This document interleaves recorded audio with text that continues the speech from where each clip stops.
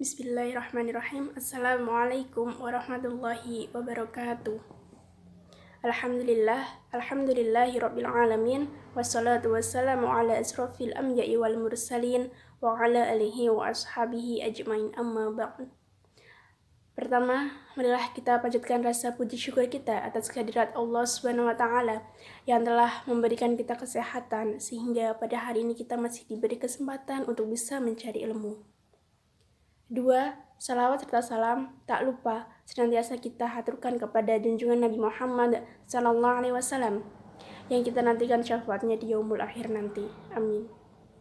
Yang terhormat kepada Bapak Mustaqim selaku dosen pembimbing mata kuliah usul fikih dan kepada teman-teman semua yang kami banggakan dan kami cintai.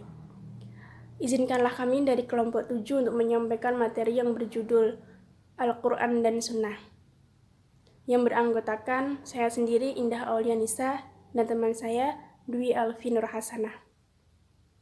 Untuk yang pertama, mengenai Al-Quran. Secara definitif, saya ambil dari bukunya Prof. Abdul Wahab Khalaf. Ini dipaparkan bahwasanya pengertian Al-Quran itu adalah kalam Allah yang diturunkan kepada Nabi Muhammad melalui malaikat Jibril secara mutawatir dengan bahasa Arab yang diawali dari surat Al-Fatihah dan diakhiri dengan surat An-Nas, dan yang membacanya bernilai pahala.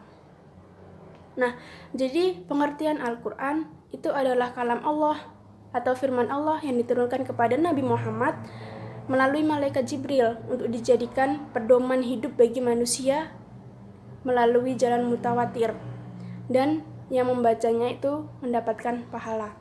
Nah, itu adalah pengertian singkat dari Al-Quran. Kemudian, kemukjizatan Al-Quran. Di sini dipaparkan bahwasanya ada beberapa kemukjizatan Al-Quran, di antaranya keserasian struktur redaksi, makna, hukum, dan teorinya. Kemudian yang kedua, kesesuaian ayat Al-Quran dengan teori ilmiah yang dikemukakan ilmu pengetahuan. Yang ketiga, pemberitahuan Al-Quran terhadap berbagai peristiwa yang hanya diketahui oleh Allah Subhanahu wa taala. Yang keempat, kefasihan lafal Al-Quran, kesempurnaan redaksinya, dan pengaruhnya yang kuat.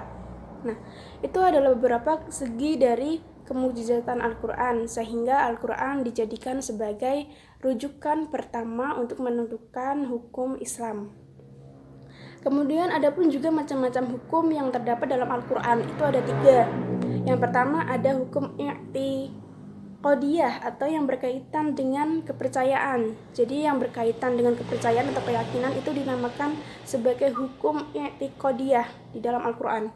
Kemudian yang kedua itu hukum moralitas. Nah, ini berhubungan dengan moral atau etika seperti itu. Kemudian yang ketiga itu ada hukum amaliyah, yaitu berhubungan dengan sesuatu yang timbul dari mukallaf.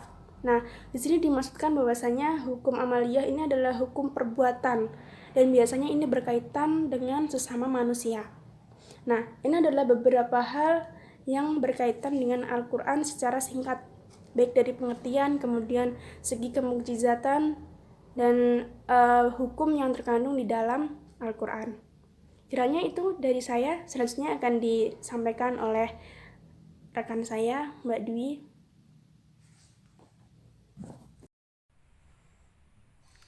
Baiklah, saya akan melanjutkan materi dari Mbak Indah Aulia, yaitu yang kedua adalah as-sunnah. Pengertian as-sunnah sendiri ialah cara atau jalan yang pernah dilakukan oleh Rasulullah dan para sahabat yang bersumber dari perbuatan, perkataan, dan ketetapannya. Jadi di sini tuh maksudnya berarti as-sunnah itu suatu petunjuk dari Rasul itu sendiri untuk kita jalankan. Kemudian sumber as-sunnah itu ada 3. Yang pertama sunnah fi'liyah, yaitu perbuatan-perbuatan Nabi Shallallahu Alaihi Wasallam, misalnya mengerjakan sholat 5 kali sehari semalam. Yang kedua sunnah qauliyah, yaitu hadis-hadis yang diucapkan ke Nabi Shallallahu Alaihi Wasallam, misalnya larangan merusak dan jangan menyusahkan orang lain. Kemudian sunnah yang ketiga yaitu sunnah takririyah, apa saja yang ditetapkan oleh Rasul. Ya, kemudian terdapat bukti-bukti hujahnya sunnah, yaitu yang pertama nas Al-Quran, yang kedua ialah ijma dari sahabat, yang ketiga dalam Al-Quran itu ada hal-hal yang diwajibkan kepada orang untuk dijalankan. Kemudian pembagian sunnah itu ada 3. Yang pertama sunnah mutawatir, yaitu diriwayatkan oleh Rasul, semua orang sepakat mengatakan dan tidak ada yang berbohong.